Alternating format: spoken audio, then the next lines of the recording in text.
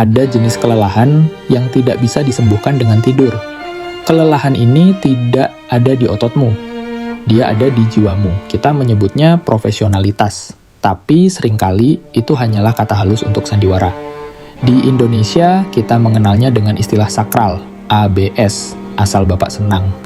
Anda pikir ABS hanyalah menjilat? Tidak, ABS adalah korupsi emosional. Ini adalah saat Anda menukar integritas dengan rasa aman.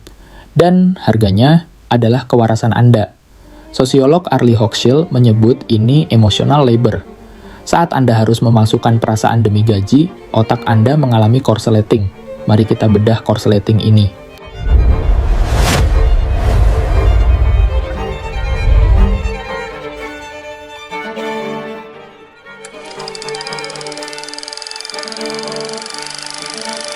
Jangan benci si penjilat. Secara biologis, dia hanya mengikuti naluri primata. Lihatlah simpanse. Dalam dunia primata, mata uang termahal bukanlah pisang, tapi grooming, mencari kutu.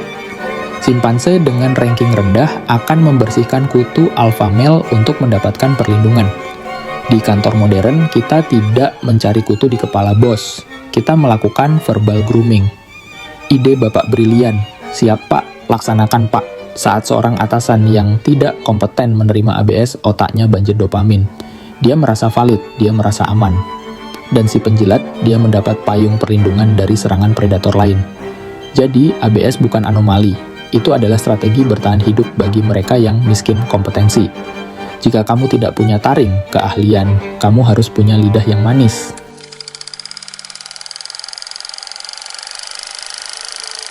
Tapi inilah bahayanya. Dalam ekonomi ada hukum Gresham. Bad money drives out good money. Uang buruk mengusir uang baik.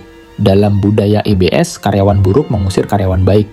Kenapa? Karena karyawan kompeten punya harga diri. Mereka menjual karya, bukan muka. Karyawan kompeten membawa berita buruk, kebenaran, masalah yang harus diperbaiki. Penjilat membawa berita baik palsu. Semua aman Pak. Atasan yang lemah akan memilih kenyamanan palsu. Akibatnya, the Dead Sea Effect. Orang-orang berbakat pergi, menguap. Yang tersisa hanyalah residu. Kumpulan orang mediocre yang saling memuji di dalam kapal yang perlahan tenggelam. Jika Anda merasa sendirian karena Anda satu-satunya yang waras, itu tanda bahwa hukum Gresham sedang bekerja di kantormu.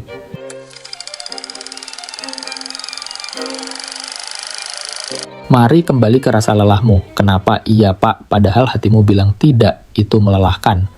Leon Festinger menamakannya cognitive dissonance. Saat tindakanmu bertabrakan dengan nilaimu, otakmu mengalami stres fisik. Setiap senyum palsu memakan glukosa.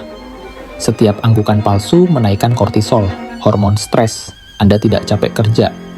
Anda capek berperang melawan hati nurani sendiri selama 8 jam sehari.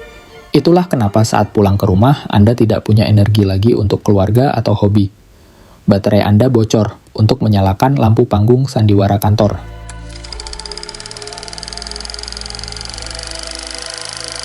Lantas apa solusinya? Apakah harus resign? Atau ikut menjadi penjilat? Tidak, ada jalan ketiga. Jadilah diplomat, bukan penjilat. Penjilat memuji untuk manipulasi. Diplomat berkomunikasi untuk strategi. Rumusnya, kompetensi plus kehangatan. Jangan jadi orang pintar yang dingin, dimusuhi. Jangan jadi orang bodoh yang hangat, diinjak. Tunjukkan kinerja, tapi bungkus dengan bahasa yang memanusiakan atasanmu. Dan yang terpenting, bangun leverage, nilai tawar.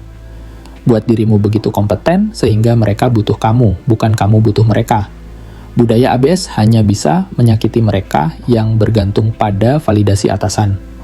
Jika validasimu datang dari karyamu sendiri, kamu tak tersentuh. Dunia kerja mungkin hutan rimba, tapi kamu bukan monyet yang harus mencari kutu. Kamu bisa memilih untuk terbang di atasnya.